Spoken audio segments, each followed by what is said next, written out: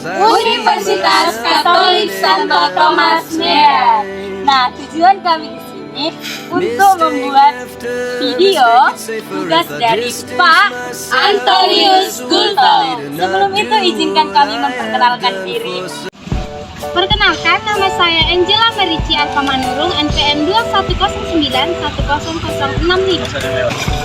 Perkenalkan, nama saya Deborah Pangaribuan, NPM 21091046. Perkenalkan, nama saya Erdem Saragi, NPM 21091060. Perkenalkan, nama saya Natalia Ginting, NPM 21091004. Perkenalkan, saya Sylvia Greni Bersubakti, NPM 2109100048. Jadi guys, tadi kan kita sudah berkenalan. Nah, sekarang kami akan berangkat ke sekolah di Sekolah SD Negeri 067246. Saksikan ya perjalanan kami.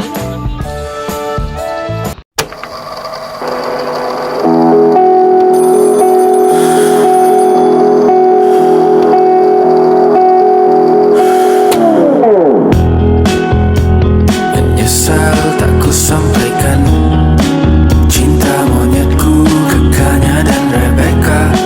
Apa kabar kalian di sana? Hai guys, kami sudah sampai di sekolah. Di sekolah mana guys?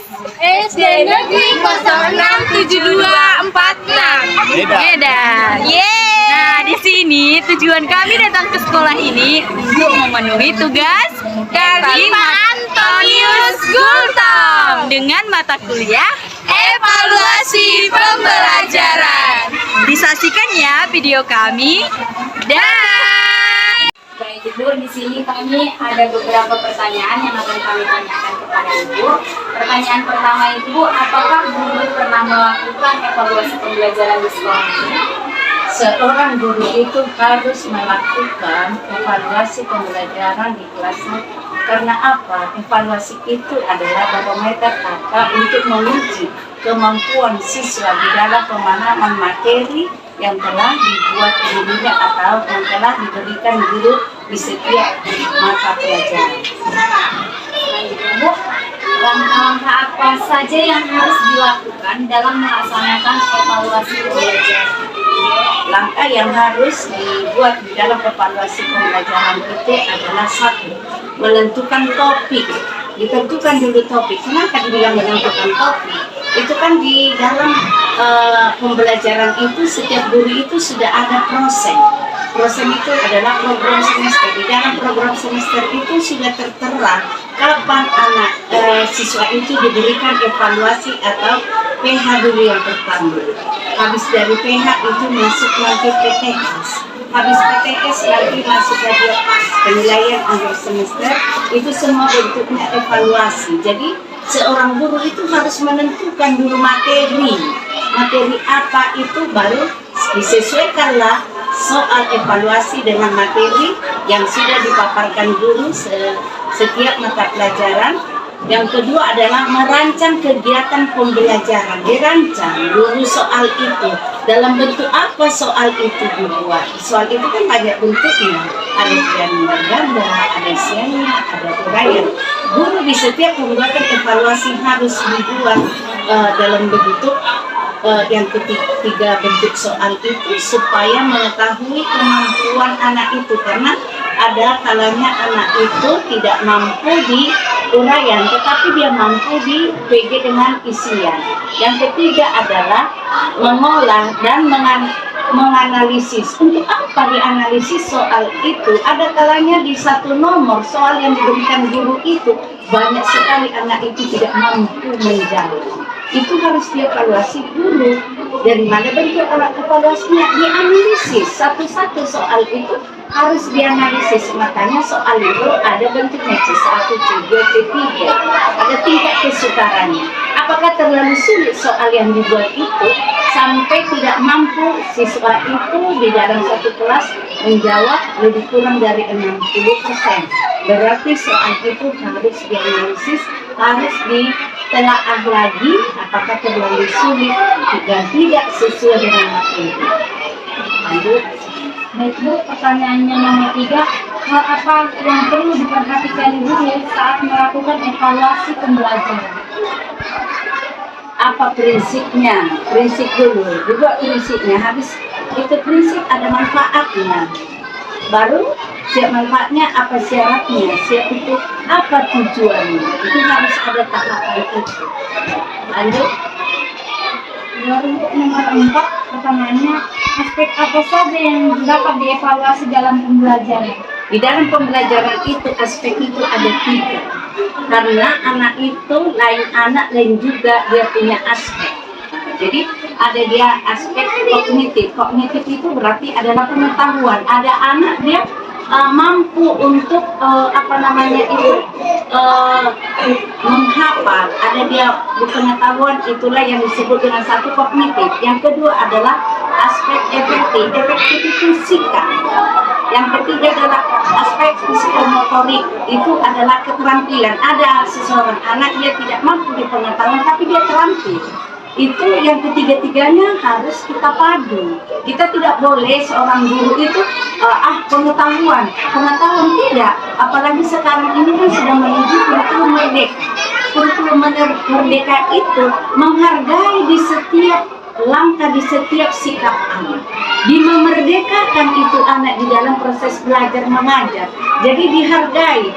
Anak itu mampu di keterampilan harus dihargai, bukan harus selalu pengetahuan. Ada kalanya anak itu pengetahuannya oke, tetapi dia tidak terampil. Ini untuk di kurikulum merdeka, anak itu memang harus terampil. Bukan lagi pengetahuan itu baris depan. Keterampilan dia harus miliki. Karena apa? Untuk hari esok, untuk hari kedepannya, untuk masa depannya, dia harus terampil. Dia tidak lagi harus bernaung di bawah kepengawasan orang, tetapi boleh dia berkarya. Berkarya itu berarti harus dia memiliki keterampilan. Jadi sekarang ini anak-anak yang memiliki keterampilan itu, makanya di kurikulum merdeka itu sudah ada pengelompokan. Oh, anak ini di sini, ini anak dia di keterampilan. Oh, ini ada anak yang aktif, psikomotorik terus bergerak. Dan siswa saya ada, dia pintar, tetapi jangan kasih duduk. Udah kencang itu 5 detik, siap itu bergerak. Jadi anak-anak itu tergantung daripada itu sikapnya. Jadi kita tidak boleh harus kalau zaman kami dulu masih sekolah keguruan, ini pengetahuan dan mau keterampilan. Dia sikapnya kayaknya belum dapatkan. Sekarang sudah harus ada psikomotoriknya, sudah ada dia aspek efektifnya, sudah ada dia kognitifnya. Lanjut. Pertanyaan selanjutnya, ada kendala yang dapat diberi saat evaluasi pembelajaran? Pasti. Makanya setiap diadakan dulu evaluasi itu, belum tentu rasa guru itu dia pada saat memberikan materi itu kayaknya anaknya udah klop, sehingga dia pada saat membuat soal itu karena dia merasa pada waktu itu pembelajaran. Karena sekarang kan bukan lagi harus daripada lisan. Sekarang kan sudah banyak metode pembelajaran yang diberikan guru kepada anak, terutama dalam bidang digital. Rasa guru itu kan sudah klop. Begitu dibuat soal, sepertinya ada kalanya kami seterusnya dievaluasi karena PH itu dalam semester 4 kali. Bukan setiap gitu PH gitu anjlok, tetapi ada kalanya memang di satu evaluasi itu kayaknya kurang pencapaian anak itu. Maka dari situ itu disebabkan apa? Makanya seperti AMBK. AMBK itu kan evaluasi terhadap sekolah. Di situ kan AMBK dibagi 2, ada literasinya, ada numerasinya. Anak-anak sekarang literasi ini pemahaman itu paling sulit. Karena apa? Untuk membaca itu dia bukan kurang senang, tetapi memang bosan dia membaca. Jadi inilah seorang guru harus memang membuat soal itu kalimatnya yang dipahami oleh siswa. jangan membuat soal kalimatnya yang kurang paham siswa. Karena kalau soal kurang siswa ini memahami, dia lari juga jawabannya. Maka nanti kalian adik-adik kalau jadi guru, buatlah kalimat yang ringkas tetapi dimengerti siswa. Oke, lanjut. Bagaimana jika seorang guru tidak mengevaluasi dan Guru tidak tahu, guru tidak mengetahui sampai di mana materi pembelajaran itu dimengerti, diketahui anak apabila evaluasi tidak dilakukan. Karena evaluasi itu selain daripada untuk menguji kemampuan siswa, ini pun evaluasi kan ada juga untuk dipertanggungjawabkan. Itulah seperti kami kalau PNA itu ada buku PNA itu dipulangkan kepada orang tua, dan orang tua itu tahu nilai anaknya sampai seberapa, masuk di PTS lagi dipulangkan ini lembaran pekerjaan anak ini ke orang tua. Untuk pas itu nanti evaluasinya barulah berbentuk rapor dipulangkan kepada atau diberikan kepada orang tua. Lanjut. lalu mengenai hasil evaluasi pembelajaran kepada siapa dilaporkan? Kalau dilaporkan itu, tetapi yang pertama sekali evaluasi pembelajaran itu mengetahuinya adalah peserta atau siswa itu sendiri. Yang kedua, saya selaku kepala sekolah memang daftar nilai guru itu harus saya lihat bagaimana, apakah sudah terlaksana PH, apakah sudah terlaksana PTS, itu tetap saya evaluasi. Sesudah nanti penilaian akhir semester kami laporkanlah itu kepada orang tua siswa masing-masing, dan laporan nilai kemudian kami berikan kepada dinas pendidikan. Siapa yang memonitoring evaluasi pembelajaran tersebut? Yang memonitoring evaluasi pembelajaran adalah yang pertama sekali itu kepala sekolah, yang kedua adalah pengawas sekolah. Baik Bu, pertanyaan selanjutnya, apakah evaluasi akan mempengaruhi mutu sekolah? Evaluasi itu akan mempengaruhi mutu sekolah. Kenapa? Karena katakan sekolah itu maju sesuai dengan mutu pendidikan yang diterima siswa, dan output atau siswa yang kami sudah didik akan melanjut ke SMP. Bila di SMP dia bisa untuk berkompetensi dengan siswa-siswa yang lain yang datang dari sekolah yang lain, dari situlah nampak mutu sekolah kita bisa dia berkompetensi dengan siswa yang datang dari sekolah yang berbeda. Oke Bu, pertanyaan selanjutnya, mengapa evaluasi dilakukan secara berkesinambungan? Untuk mengetahui perkembangan dan kemampuan siswa untuk materi pembelajaran yang sudah dipelajari. Apabila dibuat evaluasi tetapi tidak sesuai dengan KKM yang sudah ditentukan sekolah, maka guru tersebut wajib membuat remedial yang sesuai dengan materi pembelajaran yang akan dievaluasi. Terima kasih Bu telah bersedia bukan saya dari beberapa pertanyaan yang telah disampaikan dan telah dijawab. Semoga jawaban dari Ibu mampu menambah wawasan kami supaya menjadi guru yang lebih baik dan berkompeten di kemudian hari. Begitu juga untuk adik-adik, apa yang sudah kita wawancarai tadi, kurang lebihnya bolehlah menjadi wawasan atau menjadi renungan atau menjadi materi untuk kalian besok-besok terjun di masyarakat menjadi guru.